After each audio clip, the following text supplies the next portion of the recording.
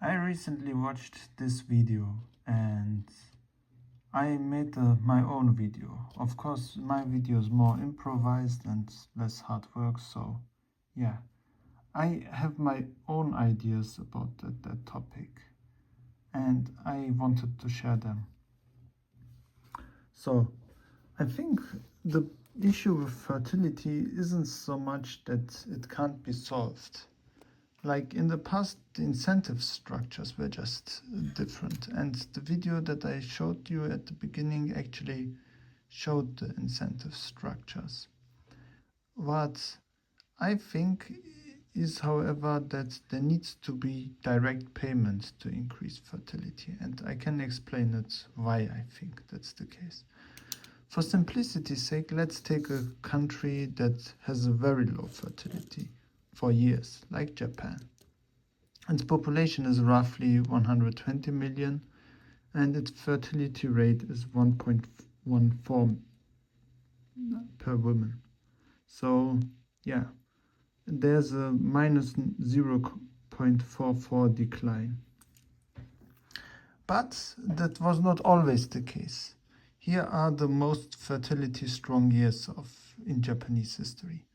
Like there was 1943 in a war year actually, and there was 1949 immediately after the war. So today the real amount of children that are born each year is actually much lower.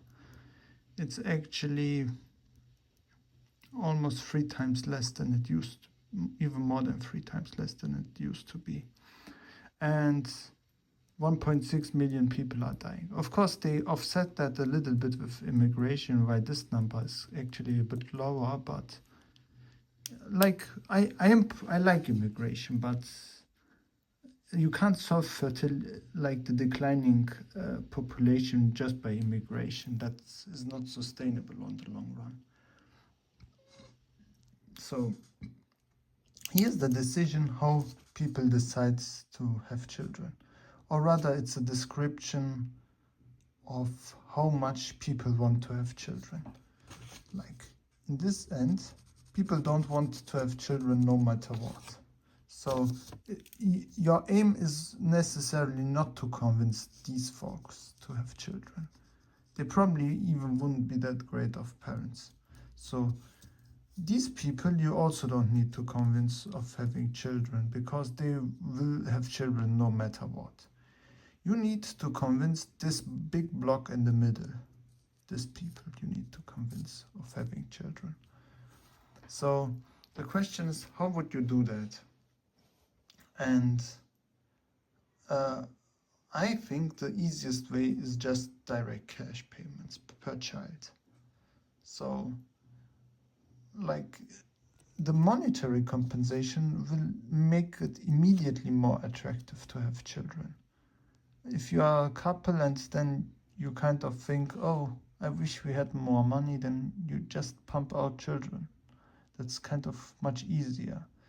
So I think a lot of tests that were made within countries, like natural economic experiments, were in a sense problematic. So they were problematic in the sense that the cash benefits families received were extended through raising the children. Like I have it on the other page. For example, they did this. In Germany, they pay roughly this amount of money per year, roughly, for new parents, so that the costs of raising children won't be that much high. But it's an annual payment, so it's subject to heavy individual discount rates. Like you have to imagine, this might not be the discount rate of the economy. Like the interest rate, the natural interest rate is probably not 10%. But that's how humans tend to perceive payments that will happen in the future. Payments that will happen in the future tend not to be that much attractive. So that discount rate would be relatively realistic, this one, of 0.9. So basically a discount rate of 10% roughly. So this money that you would receive becomes this money over 20 years. So it's not smart to pay just this amount and expect fertility to rise, because it won't. Like, the costs of raising a child and the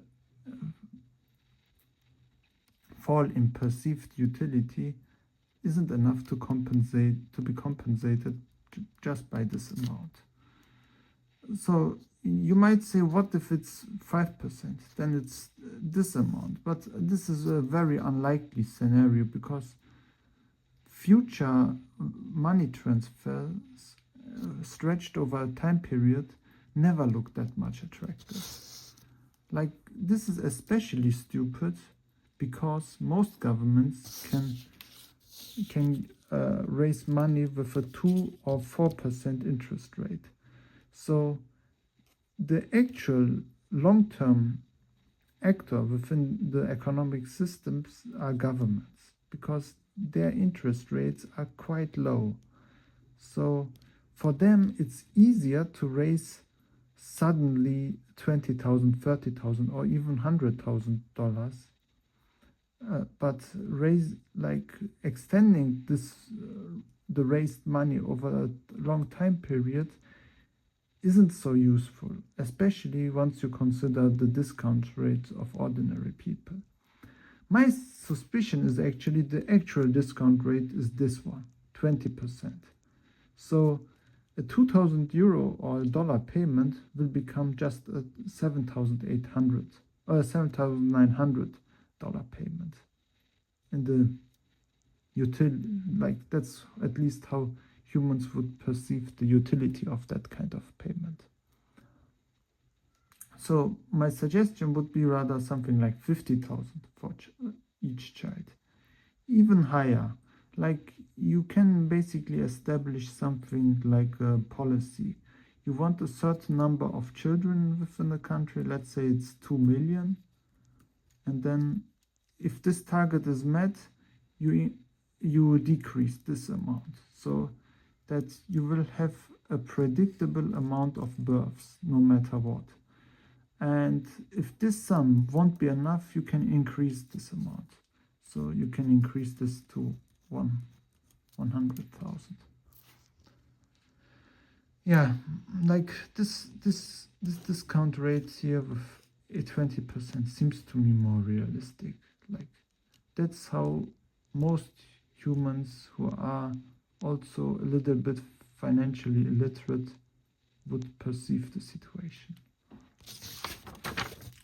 So now a lot of people would say you can't finance 50,000 to 100,000 US dollar. Or in the example that I give with Japan, it would be roughly 7 to 14 million yen.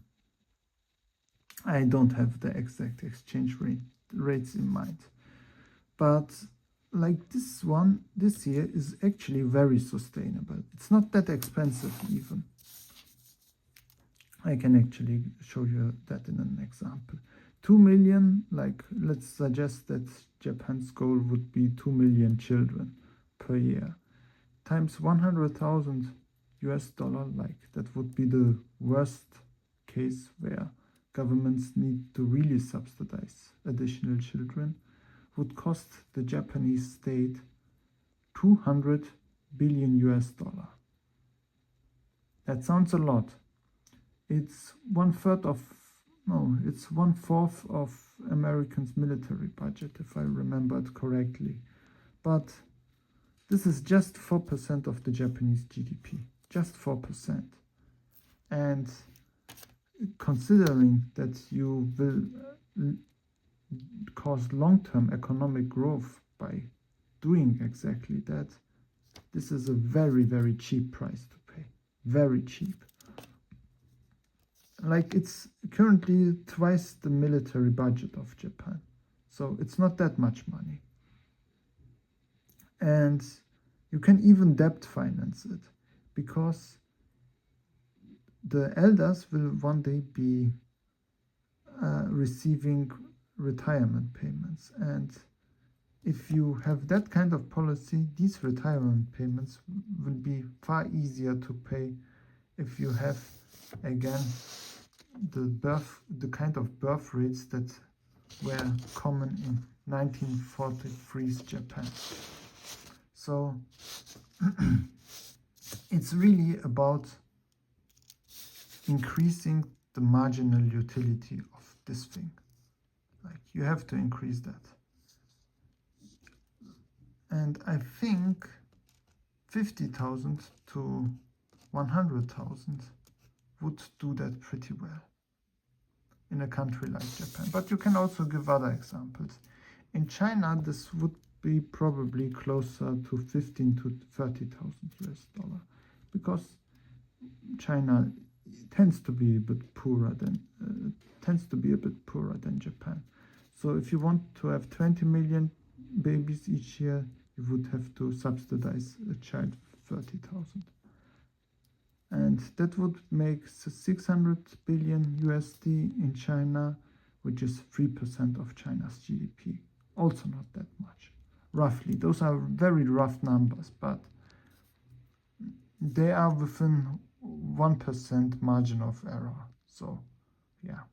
And they are a little bit overestimates too, because it's also possible that you could raise it enough just with 50,000 and 15,000. So, yeah. It's all not that expensive in the great scheme of things. The only expensive part that is a little bit underrepresented is the capacity of schools got reduced over time, of schools, of hospitals, of childcare. So increasing fertility to this extent will probably also, lead to certain costs in healthcare and in building new schools, employing new teachers, but it's probably more manageable than a declining birth rate. As a declining birth rate means that you have to pay, with a smaller and smaller population, retirement payments that could balloon up to 20% of a country's GDP. So, like, the retirement payments compared to this 3% or 4% will probably one day be 15% if one isn't careful. So, and 15% is, in comparison to that, like 5 times the one of China, so it would be 3 trillion US dollars, and in the case of Japan it would be